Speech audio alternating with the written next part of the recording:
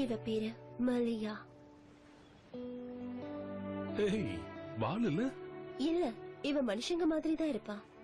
இவ ஓஷியானால இருக்கிறது இவ உயிருக்கே ஆபத்து. நீங்க எனக்கு ஒரு உதவி செய்யணும். உங்களால இவளை வளர்க்க முடியுமா? இந்த இடம் தான் இவளுக்கு பாதுகாப்பான இடம். நான் மறுப்பே சொல்லாம வாங்கிக்கிட்டேன். உன்னை பார்த்ததுமே எனக்கு ரொம்ப பிடிச்சிருச்சு. உங்க அம்மாக்கு உன்னை ரொம்ப பிடிக்கும். உன்னை பிரியறதுக்கே அவங்களுக்கு மனசு இல்ல. அவங்க போறதுக்கு முன்னாடி ஒரு ஷெல் நெக்லஸ் உனக்கு மாட்டி விட்டாங்க. அதுதான் இன்னைக்கு வரைக்கும் உன்னை பாதுகாத்துக்கிட்டு இருக்கு.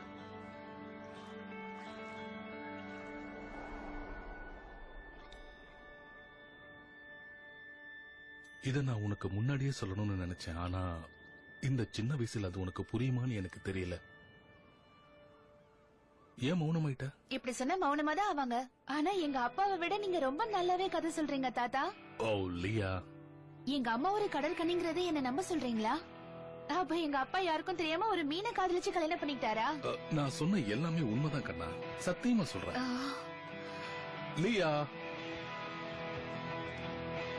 நான் இப்ப கிளம்புறேன்.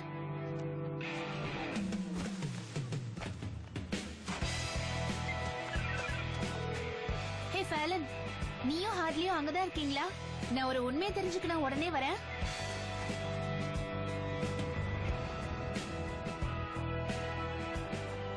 அவ்வளவுதான், இதுதான் அவர் என்கிட்ட சொன்னாரு.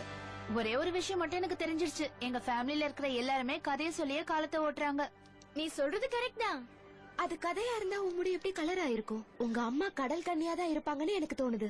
கடல் கன்னிங்க உலகத்துல கிடையவே கிடையாது. இங்க பாரு, இந்த வெப்சைட் மூலமா புராண கதைகள்ல 16 வயசுலதான் கடல் கன்னியா மாறுவாங்கன்னு போட்டிருக்கு. அப்போதான் உடல் மாற்றமும் ஏற்படுமா, முடி அதிக நீளமாவோ இல்ல கலராவோ மாறுமா. இந்த ஆதாரம் போதாதா? கரெக்ட் தான்.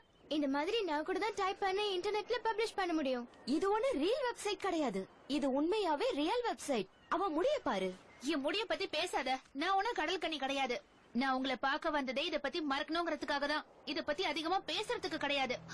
நான் இதுல இருந்து எப்படியாவது வெளியே வரணும். தண்ணிக்குள்ள மூச்சு விட்ட மாதிரி இருந்தது. ஒரு டால்பின் என்கிட்ட பேசுற மாதிரி இருந்தது. அது உண்மைதானே? நானும் பேசினேன், நீயும் என் கூட பேசின. என்ன? எஸ், இது இவ்ளோ அழகா சிரிக்கும்னு நீ சொல்லவே இல்லையே. Thank you. எனக்கு அழகான பேரும் இருக்கு, ஜூமா. முதல்ல இன்ட்ரோடியூஸ் பண்ணிக்காததுக்கு ரொம்ப சாரி. அதுக்காக நீ கவலைப்பட வேண்டாம். உன்னை மீட் பண்ணதுல எங்களுக்கு தான் சந்தோஷம். எனக்கு ரொம்ப சந்தோஷம். இங்க நடக்கிற எதுவுமே உண்மை கிடையாது. இதெல்லாம் உண்மைதான். ஜூமா லியாவோட அம்மா அனுப்பி வச்ச கடல்வாழ் வழிகாட்டி. கரெக்டா? அப்படிலாம் இல்ல, நான் மெர்லியா அம்மாவோட சாதாரண ஃப்ரெண்ட்.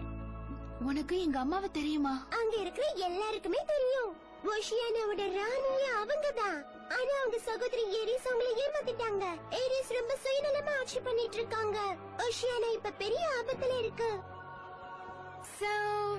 நீ சொல்றத பார்த்தா இவ சாதாரண கடல் கன்னி கிடையாது, கடல் கன்னி இளவரசி. தயவு செஞ்சு இதை நீயும் நம்புறேன்னு சொல்லிடாத பிளீஸ். டால்பின் பேசுறத பார்த்த அப்புறமா எப்படி நம்பாம இருக்கிறது?